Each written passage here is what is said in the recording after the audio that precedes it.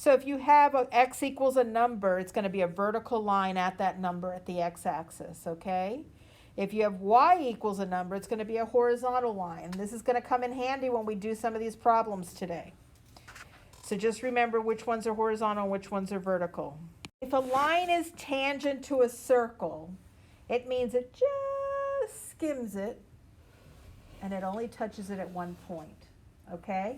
So this circle is going to look kind of like that, where it touches it right at one point. Does everybody see that? See. So we already know the center. The center is this guy right here, right? Can we find the radius? You just count the blocks between the edge of the circle, because it's going to be like that. You count the blocks, 1, 2, 3, 4, 5, 6, 7. So the radius is 7. You understand?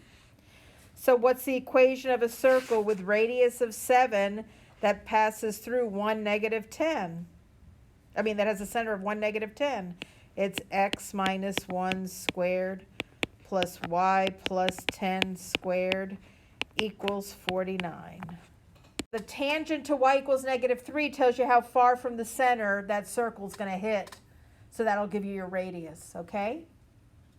Everybody understand how to do that? No.